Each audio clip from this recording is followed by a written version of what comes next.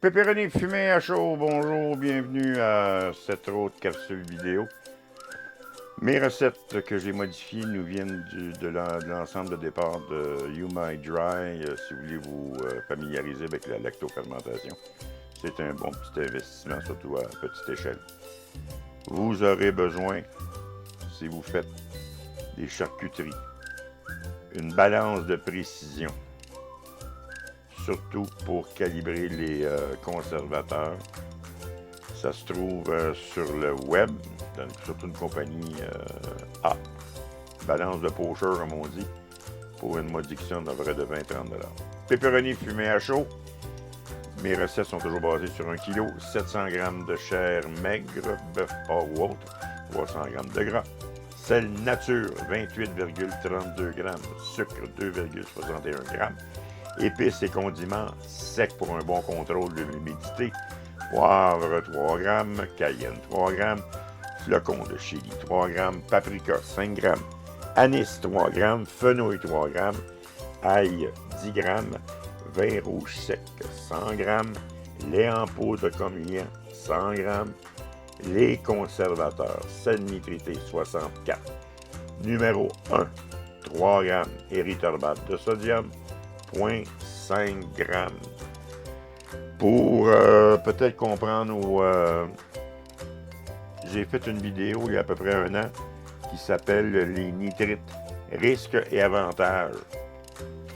Je fais un portrait, je prends pas parti. Je vous explique en tant que travailleur de l'alimentation, j'y vais un petit peu plus loin. Il y a des peurs dans des articles, mais je vous conseille c'est une information. Vous serez à même de vous faire une idée sur ces produits, quand même importants, contre des bactéries qui étaient là bien avant nous, puis qui seront là après nous. Il faut se rappeler qu'il y a des bactéries qui ont mis l'humanité à genoux. Voilà. Pour commencer, je vais y aller d'un premier hachage. Moi, ce que je fais, je mets mon gras de côté et je mets 30% de ma viande que je vais hacher une première fois. Afin de qu'il n'y ait pas trop de gras, mais disons que ce soit plus tendre sous la dent. Il n'y a pas de... En Europe, ils ont des brevets de précision sur leur charcuterie. Ici, on peut un peu plus se permettre des fantaisies. Les compagnies vont hacher fin. Moi, j'aime bien voir le dessin de mon... je suis un artiste. J'aime bien voir le dessin que ça fait à l'intérieur de mon boyau. Je termine mon premier hachage. Vous allez voir quand je vais mélanger mes épices. Dans le coin supérieur à droite, là, j'ai ma viande pleine. Je fais un premier mélange. C'est une façon de faire. Il y a des fois qu'on peut mettre directement dans les viandes non hachées. Ça commence à travailler. Mes épices sont mises. Maintenant, mon nitrite. Je mélange. Jamais mettre les érythorbate ensemble. Ils sont faits pour se combattre l'un et l'autre. On procède. La raison des épices sèches, question de conservation, et aussi j'ai un contrôle parfait de mon humidité et ça a été stérilisé. Dans le frais, dans la saucisse fraîche, ça va bien, mais dans le temps. Maintenant, le lait en poudre. C'est un liant. Ça va enrober le gras. Ça va retenir le gras. Ça rend la texture moelleuse. Il y a différents types. Moi, j'aime le lait. Vous pouvez y aller avec farine de tapioca, farine de semoule de blé. C'est ça.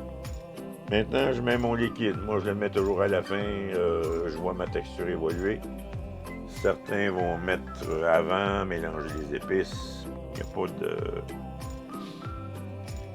a pas de pratique absolue. C'est une façon que j'ai développée en travaillant parce que j'ai mes raisons. Là, je vois exactement ce qui va se passer.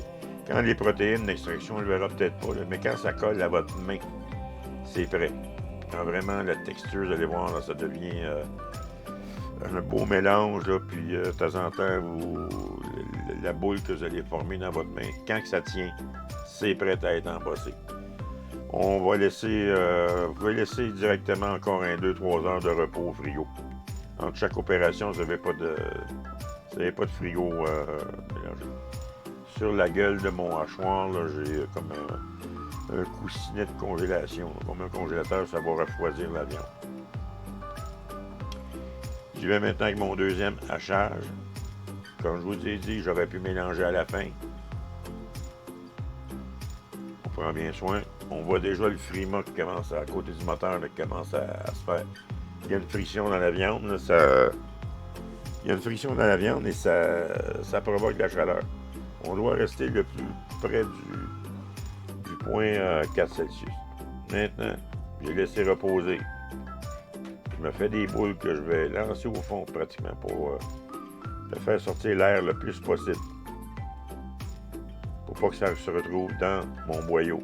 Puis il y a de l'air, il y a l'humidité, il y a un risque de développement bactérien. Donc on comprend.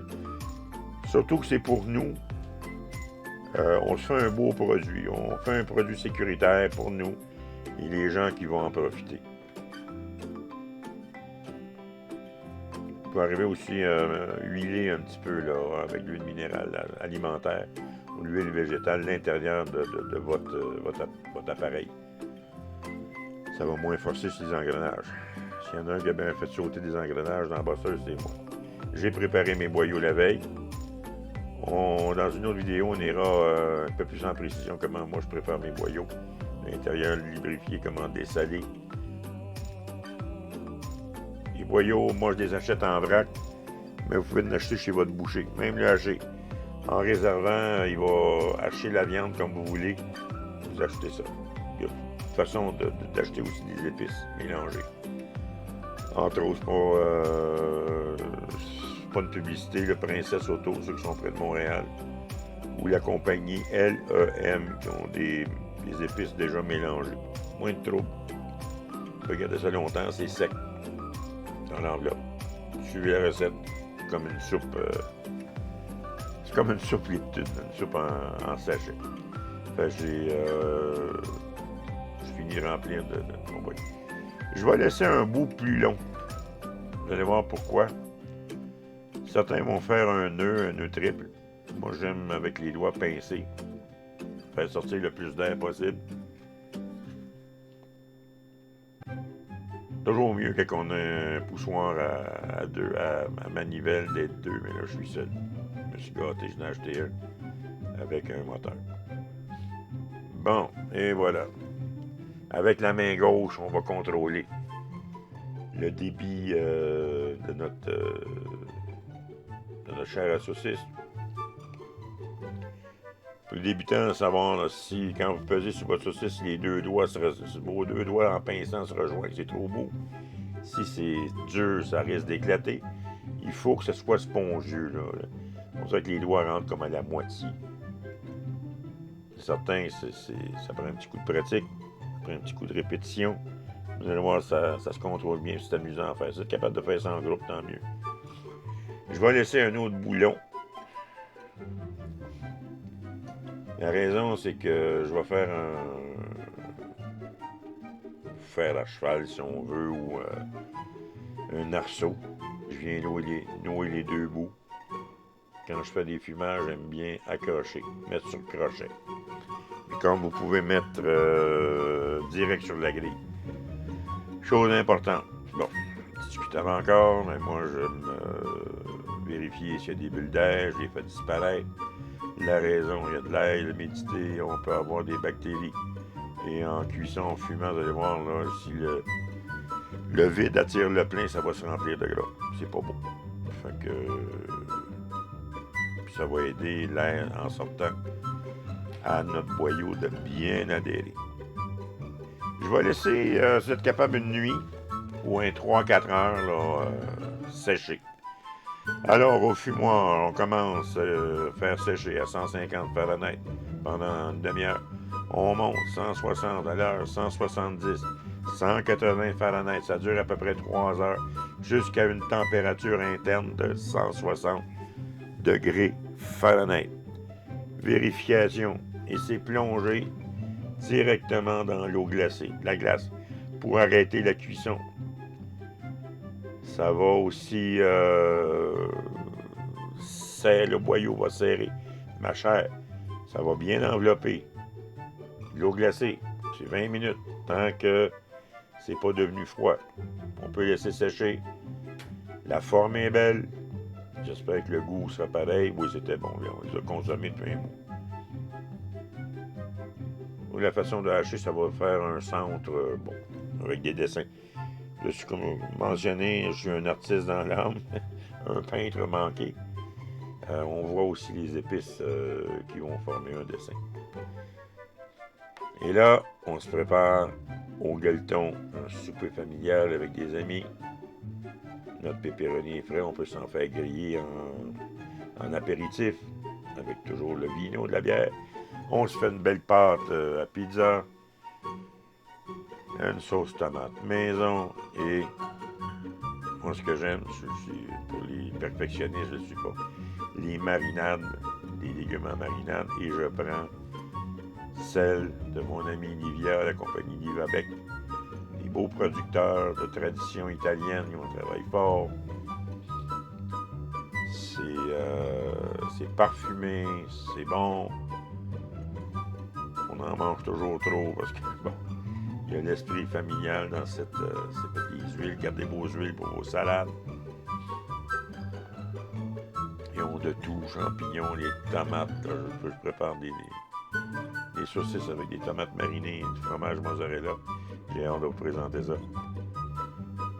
On va au four, on va attaquer un petit peu comment faire des fours, des pizzas maison sans se casser la tête. Ça se mange bien, entre amis, en famille, avec votre boisson favorite. Le fait soi-même, c'est toujours meilleur, une fierté. Merci, j'espère qu'on se reverra bientôt. Bonne saison et surtout, bon appétit!